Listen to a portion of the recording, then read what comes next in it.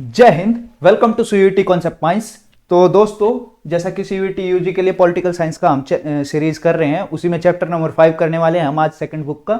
तो ये क्यों करना है उसका देख लो। सबसे पहले यहाँ पे 2022 में अगर देखोगे तो इजी टू मॉडरेट था क्वेश्चन का जो लेवल था, और 2 क्वेश्चंस पूछे गए थे। इसमें अलग अलग शिफ्ट्स का अगर जोड़ दूं तो 2 से 4 क्वेश्चंस हो जाएंगे, बट मेजरली 2 क्वेश्चन थे, डेंजरस डेकड और डिफेक्शन यानी कि दल बदल कानून को रिलेटेड। अगर दूसरा देखें हम 2023 में किस तरह से था, तो मॉडरेट टू डिफिकल्ट था, लेवल डिफिकल्ट हो गया था 2023 में। और इसमें 2 क्वेश्चंस पूछे गए थे, अगेन एक लाल बहादुर शास्त्री के रिगार्डिंग और एक वीवी गिरी जी के रिगार्डिंग। 2024 में अगर हम देखें तो इजी लेवल था इसका, बहुत इजी लेवल था। एक क्वेश्चन पूछा गया था नॉन कांग्रेसिज्म, जो राम मनोहर लोहिया जी का कॉन्सेप्ट था। 2025 में देखें तो मॉडरेट था लेवल, और एक क्वेश्चन पूछा गया था प्रीवी पर्स के रिलेटेड। तो इस लहजे से अगर देखें हम तो इस साल हो सकता है इसमें 2 से 3 क्वेश्चन पूछे जा सकते हैं, और वो लेवल जो होगा क्वेश्चन का वो होगा मॉडरेट टू डिफिकल्ट या इजी टू मॉडरेट। मॉडरेट आप मान के चलो, ठीक है। तो चलो शुरू करते हैं क्वेश्चंस को करना अभी। तो पहला क्वेश्चन है, in Madras now Tamil Nadu which regional party came to power by securing a clear majority in 1967 state assembly elections। ठीक है, तो 1967 में मद्रास राज्य, वर्तमान जो तमिलनाडु में है, तमिलनाडु राज्य है, में किस क्षेत्रीय दल ने स्पष्ट रूप से बहुमत प्राप्त कर सत्ता की प्राप्ति की थी? तो that was DMK, Dravida Munnetra Kazhagam. ठीक है, और ये सीपीआई एमएल वगैरह जो है ये बाद में बनी पार्टियां हैं, पहले डीएमके थी और ये सीपीआई वगैरह थोड़ी बाद में आई थी। बीजेपी तो अभी आई है, मतलब लेटेस्ट पार्टी है अगर इन सब पार्टीज में देखोगे तो। ठीक है, आगे बढ़ते हैं। Next question, which prominent leader of Congress ओ announce that he would go on a indefinite fast if assembly elections were not held in Gujarat in 1975। ठीक है, कांग्रेस ओ के किस प्रमुख नेता ने 1975 में गुजरात में विधानसभा चुनाव न होने पर अनिश्चितकालीन अनशन की घोषणा करी थी? ठीक है, तो he was none other than Morarji Desai. ठीक है, नेक्स्ट क्वेश्चन अगर हम देखें तो a group of Congress leaders led by K Kamaraj that controlled the party organisation was known as. K Kamaraj के नेतृत्व में कांग्रेस संगठन को नियंत्रित करने वाले नेताओं के समूह को क्या कहा गया? ठीक है, तो इस समूह को क्या कहा गया था? ये 1967 के इलेक्शंस हुए थे जिसमें इंदिरा गांधी को प्रधानमंत्री बनाया गया था। वहां पे एक सिंडिकेट बनी थी, ठीक है भाई, तो उसको सिंडिकेट कहा गया था। सिंडिकेट क्या था बेसिकली कि यहाँ पे कई सारे जो लीडर्स थे, कांग्रेस के बड़े लीडर्स थे, उन्होंने एक अपना गुट बना लिया था कि हम अपने लीडर्स डिसाइड करेंगे। नेक्स्ट क्वेश्चन अब देखते हैं अगर हम, तो who proposed in 1963 that all senior congressmen should resign from office to make way for younger party workers। 1963 में वरिष्ठ कांग्रेसी नेताओं से पद छोड़कर युवा कार्यकर्ताओं के लिए मार्ग प्रशस्त करने का प्रस्ताव किसने दिया था? ठीक है, तो ये के कामराज जी ने दिया था, और इनको बेसिकली किंग मेकर भी कहा जाता है कांग्रेस पार्टी का। के कामराज जी को क्यों कहा जाता है? तो लाल बहादुर शास्त्री को इन्होंने प्रधानमंत्री बनाया था। इसी के बाद क्या नाम है इनका, इंदिरा गांधी जी को प्रधानमंत्री बनाने के पीछे भी के कामराज जी का बहुत बड़ा हाथ था। ठीक है, आगे देखते हैं भाई, गैर कांग्रेसवाद की रणनीति किसने दी थी? Who gave the strategy of non Congressism?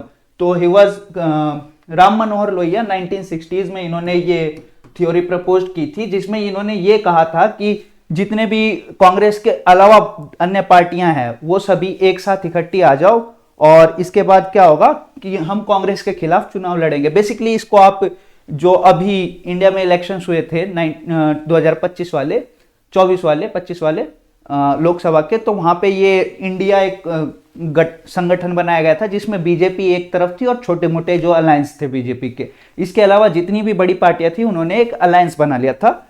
तो इस तरह से आप इसको देख सकते हो। नेक्स्ट अगर क्वेश्चन देखें हम, तो 1960 के दशक को किस नाम से जाना जाता है? The 1960s were labelled as the, ठीक है, तो डेंजरस डेकेड, खतरनाक डेकेड कहा जाता है। क्यों खतरनाक डेकेड कहा जाता है, इसको दशक कहा जाता है? तो यहाँ पे 3 समस्याएं थी। 1965 में इंडो पाकिस्तान वॉर हुई थी, ठीक है, और कोई भी अगर वॉर होगी तो उसमें इकोनॉमिक लॉसेस बहुत ज्यादा होते हैं। नेक्स्ट अगर मैं बताऊं आपको, खतरनाक दशक इसलिए भी कहा जाता है कि यहां पे हमारे जो सूखा था वो बार बार आ रहा था, तो इससे उपज जो थी अनाजों की वो बहुत कम हो गई थी। ठीक है, उपज हो ही नहीं रही थी, तो लोगों में खाद्यान्न का बहुत बड़ा संकट था। तीसरी जो चीज थी इकोनॉमिक ग्रोथ वगैरह को रिलेटेड थी, जहां पे इंदिरा गांधी ने 1960s के दशक में ही रुपए का जो डेप्रिसिएशन था, डेप्रिशिएट किया था रुपए को from 5 rupees to 7 rupees a dollar. ठीक है, तो इकोनॉमिक क्राइसिस भी बहुत ज्यादा थे। इसी के साथ हम ये भी कह सकते हैं कि हमारी जो टॉप लीडरशिप थी, जैसे 1964 में जवाहरलाल नेहरू जी का देहांत हो गया, इसी के बाद 1966 में वहां ताशकंद में लाल बहादुर शास्त्री जी का देहांत हो गया, तो जो प्राइम मिनिस्टर्स थे हमारे उनका देहांत हो गया था। तो इस तरह से एक जो लीडरशिप थी वो कमजोर होती जा रही थी, धीरे धीरे देश चरमरा जाता है। इस वजह से इसको हम खतरनाक दशक कहते हैं। आगे देखते हैं भाई, दल बदल से क्या तात्पर्य है, व्हाट इज डिफेक्शन। तो डिफेक्शन क्या होता है, an elected representative leaving the party on whose ticket he she was elected. ठीक है, इसका ऑप्शन डी सही होगा। इसमें और भी चीजें जुड़ जाती हैं, जब आप आगे पढ़ोगे तो कितने महीने से कितने महीने के बीच अगर उसने पार्टी बदल ली।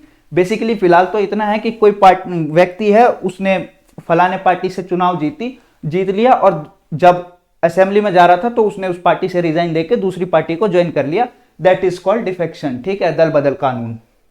आया राम गया राम, उससे रिलेटेड एक बहुत बड़ा स्लोगन टाइप का या शब्द है जो याद कर लेना है आपको। Who coined the famous slogan जय जवान जय किसान। जय जवान जय किसान लाल बहादुर शास्त्री जी ने दिया था। क्यों दिया था, तो 1965 में जब इंडो पाकिस्तान वॉर हुई थी उसके रिलेटेड इन्होंने, और इसी के साथ क्या था, इंडिया में फूड क्राइसिस भी था। ठीक है भाई, आगे देखते हैं। Who formed DMK as a political party in 1949।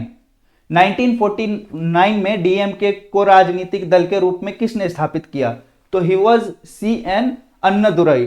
ठीक है भाई, कर्पूरी ठाकुर ये बिहार के सीएम थे, बाद में राम मनोहर लोहिया इन्होंने नॉन कांग्रेसिज्म की एक टर्म दिया था। ठीक है, चलो आगे देखते हैं भाई।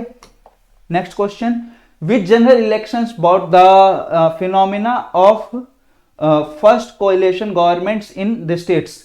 राज्यों में पहली बार गठबंधन सरकारों की शुरुआत किस आम चुनाव के बाद हुई थी, तो 1967। 1952 से 1967 तक क्या हुआ था, तो एक छत्र कांग्रेस का राज हुआ करता था। 1967 में क्या हुआ, पहली बार डीएमके ने मद्रास में अपनी पार्टी बनाई, इंडिपेंडेंट गवर्नमेंट बनाई। ठीक है भाई, आगे देखते हैं।